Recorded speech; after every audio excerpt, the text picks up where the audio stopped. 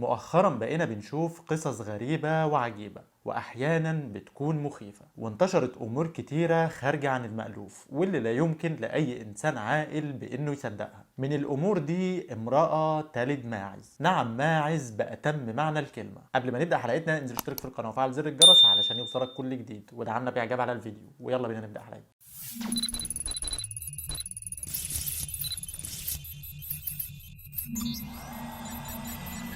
صاحبة الحادثة دي تدعى الفلسينة جوانا بوهاندا، صاحبة ال 28 عام، متزوجة وأم لست أطفال طبيعيين جدا، بتعيش في الكونغو وتحديدا قرية كابوبوكا أراضي كاتانا. في إحدى المقابلات الصحفية اللي حصلت معاها بعد الحادثة علقت وقالت إنها ما كانتش بتصدق في أمور السحر والشعوذة، لكن بعد اللي حصل بقت عكس كده تماما. ذهبت الفونسينا للمركز الطبي وهناك حصلت الحادثة. اتفاجئت الفونسينا بولادتها الماعز على قيد الحياة، ونظرت إليه علشان تلاقيه بيحاول النهوض، ولكنه فشل في النهوض ومات بعد 30 دقيقة من ولادته. كان شاهد على الحادثة دي صحفي، وهو اللي نشر الموضوع وقال لأول مرة من يوم ما اتولدت أشوف بأم عيني حادثة زي كده، وقال إنه سمع قبل كده بامرأة ولدت خنزير، لكنه ما صدقش الكلام ده، وقال إنه طول 30 سنة لف العالم كله وشاف حاجات غريبة، لكن حادثة الفونسينا بالنسبة له هي الأكثر غرابة ورعب. الطبيب اللي ولد الفونسينا كان في غاية الذهول من اللي شافه، واللي قال ان ولادة امرأة الماعز تعتبر معجزة كبيرة جدا، وقال ان المرأة انجبت 6 اطفال قبل كده بصحة جيدة جدا والماعز هو السابع. واضاف الدكتور ايه اللي يخلي امرأة تلد ماعز وهي متجوزة من راجل طبيعي جدا؟ هل اتعرضت المرأة للشعوذة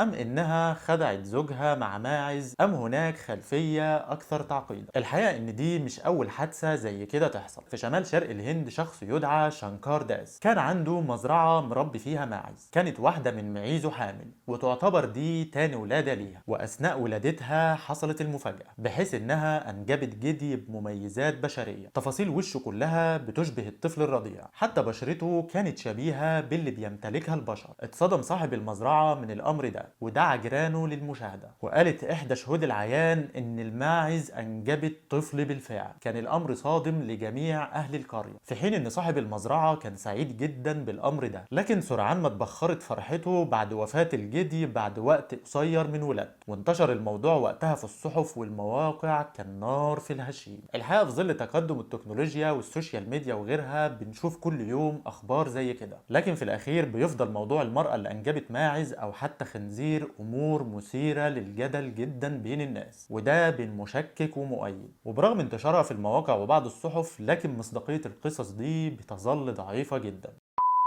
لحد هنا خلصت حلقتنا، اتمنى كل حاجه عجبتكم. شكرا لكم على المشاهده، وما تنسوش تنزلوا تشتركوا في القناه وتفعلوا زر الجرس علشان يوصلكم كل جديد، وتدعمونا باعجاب على الفيديو. شكرا ليكم واشوفكم الحلقه الجايه.